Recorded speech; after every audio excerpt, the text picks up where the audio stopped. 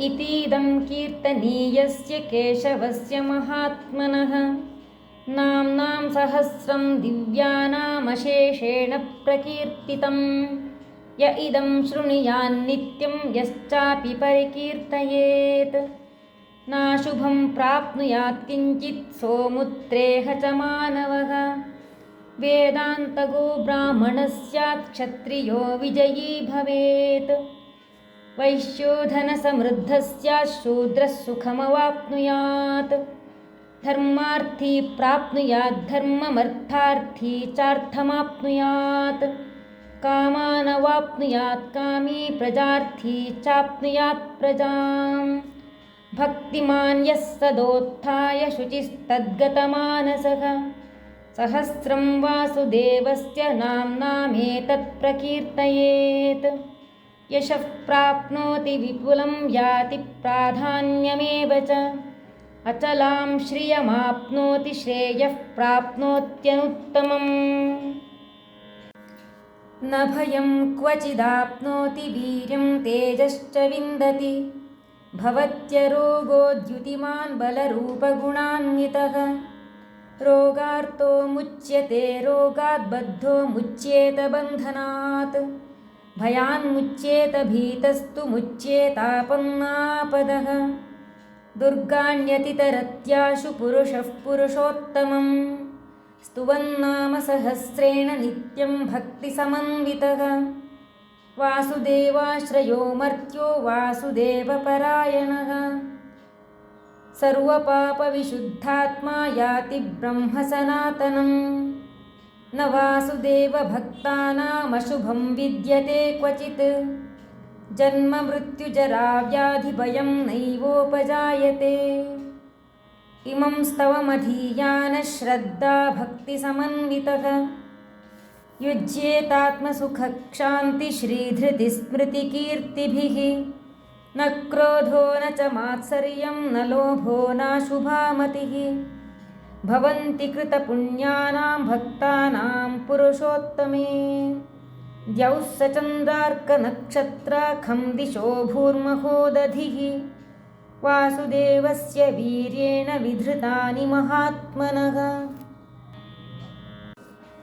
ससुरासुरगन्धर्वं स यक्षोरगराक्षसं जगद्वशे वर्ततेदं कृष्णस्य सचराचरम् इन्द्रियाणि मनोबुद्धिः सत्त्वं तेजो बलं धृतिः वासुदेवात्मकान्याहुः क्षेत्रं क्षेत्रज्ञ एव च सर्वागमानामाचारः प्रथमं परिकल्पते आचारप्रभवो धर्मो धर्मस्य प्रभुरच्युतः ऋषयः पितरो देवा महाभूतानि धातवः जङ्गमाजङ्गमं चेदं जगन्नारायणोद्भवम् योगो ज्ञानं तथा साङ्ख्यं विद्या शिल्पादिकर्म च वेदाः शास्त्राणि विज्ञानमेतत् सर्वं जनार्दनात् एको विष्णुर्महद्भूतं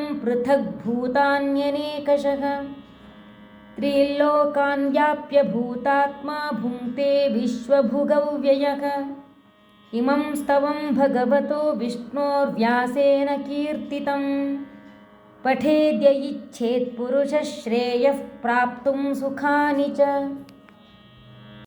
विश्वेश्वरमजं देवं जगतः प्रभवाप्ययं भजन्ति ये पुष्कराक्षं न ते यान्ति पराभवम् न ते यान्ति पराभवम् ॐ नम इति अर्जुन उवाच पद्मपत्रविशालाक्ष पद्मनाभसुरोत्तम भक्तानामनुरक्तानां त्राता भवजनार्दन श्रीभगवानुवाच यो मां नाम सहस्रेण स्तोतुमिच्छति पाण्डव सोऽहमेकेन श्लोकेन स्तुत एव न संशयः स्तुत एव न संशय ॐ नम इति व्यास उवाच वासनाद्वासुदेवस्य वासितं भुवनत्रयं सर्वभूतनिवासोऽसि वासुदेव नमोऽस्तु ते श्रीवासुदेव नमोऽस्तुत ॐ नम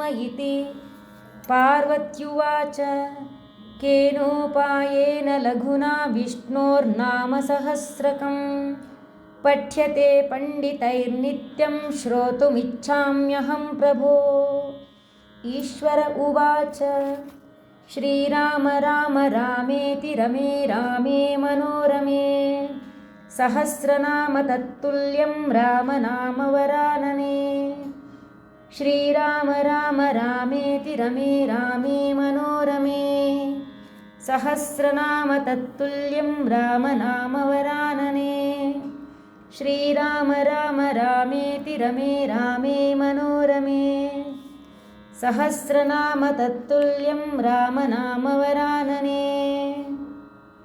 श्रीरामनामवरानन ॐ नम इति।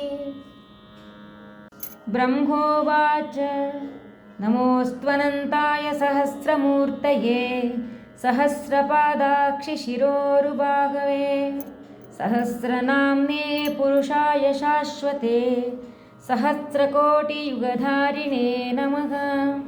श्रीसहस्रकोटियुगधारिणे ॐ नम इति।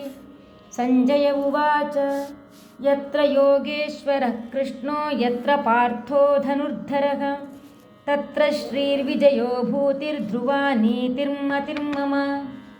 श्रीभगवानुवाच अनन्याश्चिन्तयन्तो मां ये जनाः पर्युपासते तेषां नित्याभियुक्तानां योगक्षेमं वहाम्यहम्। परित्राणाय साधूनां विनाशाय च दुष्कृतां धर्मसंस्थापनार्थाय सम्भवामि युगे युगे। आर्ता विषण्णाः शिथिलाश्च भीता घोरेषु च व्याधिषु वर्तमानाः संकीर्त्य नारायणशब्दमात्रं विमुक्तदुःखाः सुखिनो भवन्ति। आर्ता विषण्णाः शिथिलाश्च भीता घोरेषु च व्याधिषु वर्तमानाः संकीर्त्य नारायणशब्दमात्रं विमुक्तदुःखाः सुखिनो भवन्ति। कायेन वाचा मनसेन्द्रियैर्वा बुद्ध्यात्मना वा प्रकृते स्वभावात् करोमि यद्यत् सकलं परस्मै नारायणायेति समर्पयामि। यदक्षरपदभ्रष्टं मात्राहीनं तु यद्भवेत् तत्सर्वं क्षम्यतां देव नारायण नमोऽस्तु ते। विसर्गबिन्दुमात्राणि पदपादाक्षराणि च न्यूनानि चातिरिक्तानि क्षमस्व पुरुषोत्तम। सर्वं श्रीकृष्णार्पणमस्तु।